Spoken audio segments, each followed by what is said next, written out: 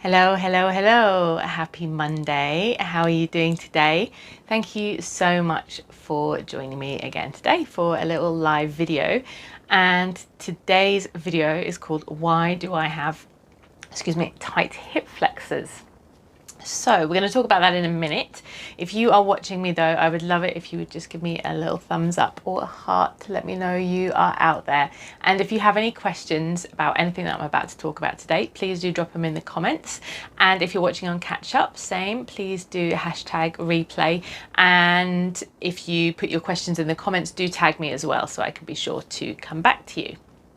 So we're going to be talking today about tight hip flexors, and this is particularly related to dance. So if you do Raqs Sharqi, if you're a fusion dancer, fat chant style, transcultural fusion, whatever kind of your flavor is, but anything where we do a lot of hip work, basically any of the MENA inspired dances where we be tending to use our pelvis a lot tend to have tight hip flexors. And I talk about tight in inverted commas because I could go on about this for ages. They're not necessarily tight. They could be in spasm, they could be weak, it could be all sorts of things, but we're not going to talk about that today. I just want to give you a couple of reasons why this might be, so that then you can start to have a think about it and see if that's you, and if you want to start making maybe some changes to help support that. What do I mean though? What are your hip flexors? So the deep muscles connecting to your pelvis and spine, and then also to top of your leg, allowing basically hip flexion to happen. So you might find that you've got like a kind of sore or that tight sensation across here, or possibly even a deeper feeling. Yeah. So the number one reason, or the first reason I'm going to give you today, is our dance posture. So most of us in our dance style will be in this posture where we've got a slightly soft knee, tailbone is released down always to lengthen the spine, but this soft knee creates a little bit of hip flexion just here, so we're not allowing the hips to extend to their full maximum, and we're kind of holding in this position for long periods of time. Often if we're in class particularly, and we're practicing lots and lots of hip movements repetitively, as a lot of us like to do to really get those movements in our system, we can be in this position a long time, right? And this what was happening here is this is just shortening the muscles just a little bit, and they can get kind of stuck in this shortened position, which can contribute to them feeling tight. Yeah, and the muscles at the back lengthening the glutes and the hamstrings, and also kind of getting a bit stuck long and a bit underused in a certain way. So this is number one, our belly dance posture, our dance posture. There's soft knees, tailbone release, just a little bit of hip flexion here. So we're going to talk a little bit more about what to do about it next week, but very, very simply, try not to spend too long in this position. If you're practicing a lot of hip movements, just come out of it occasionally, do a little stretch, and then go back into it.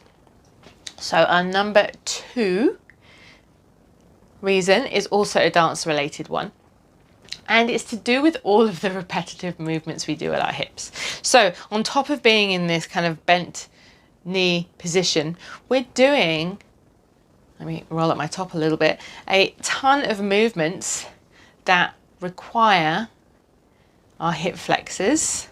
So this one is actually a little bit more of a lateral flexion. It's a little bit more adductors, abductors, and obliques and low back. But our hip flexors are definitely getting involved here, partly because we're holding in this dance posture. If you're doing any pelvic tilts forwards and backwards, definitely using the hip flexors here. And then when we combine them into other movements, for example, hip circles and into our figure of eights, they're going to be getting involved, right? And again, particularly if we're in a class situation, as most of us are, or certainly if we're practicing and we want to improve our dance, we're going to be practicing these movements a lot. We're going to be doing these small, tiny movements repetitively a lot, which is totally fine, provided that we give ourselves an opportunity to release them. So we're just doing these constant contractions. If you're shimmying, same thing, particularly if it's like a twist shimmy, you know, that's really getting into the hip flexors. So yeah, again, same thing, just taking breaks, trying to stretch it out, trying to move in the opposite direction to how you have been moving is a great a great way just to release them.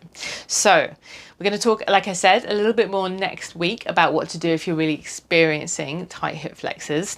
The third thing that it could be isn't a dance related one. And if you have a job where you're sitting down all day, imagine I'm sitting down in a chair, again, you're in hip flexion all the time. Or perhaps you drive a lot to or from work, or dropping the kids off at school, or what, you know, whatever it is, you're in hip flexion a lot. And then if you come home and then you sit on the sofa all evening, then you're in hip flexion. So again, just spending a lot of time in this position is really causing those muscles to shorten and get stuck in that kind of contracted position, which sometimes leads to them feeling tight. Okay, and then if you think about it, all of those things on top of each other, we're spending all day at work, for example, sitting at our desk, whether you're at home or physically going to work at the moment, in that seated position, so the hip flexors are shortening. Then we go to our dance class again, whether that's online or in the studio at the moment, and we get into our dance posture. We're shortening the hip flexors, and then we do all of these repetitive movements over and over and over again. And no wonder our hip flexors are just feeling like a little bit tight, or, you know, there's a lot of contraction going on there. Okay, so if you're experiencing this, this could be why. Please do drop a comment below if this is you. I would love to hear from you.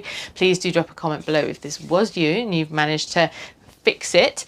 And if it is you and you're looking for a way to try and ease it a little bit, then do come back to me next week. I'm going to do another video. I'm not doing it today because I want to keep these videos short, but come back next week and I'll talk in a bit more detail about how you can release your tight hip flexors.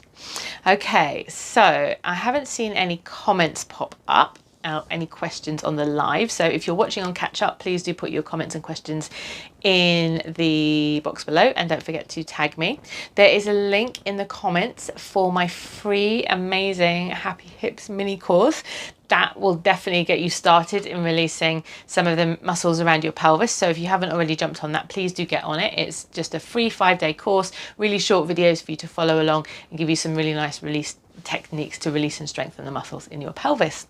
So that's all from me today. Thank you so much for joining me, and I will see you next week. Take care. Big love.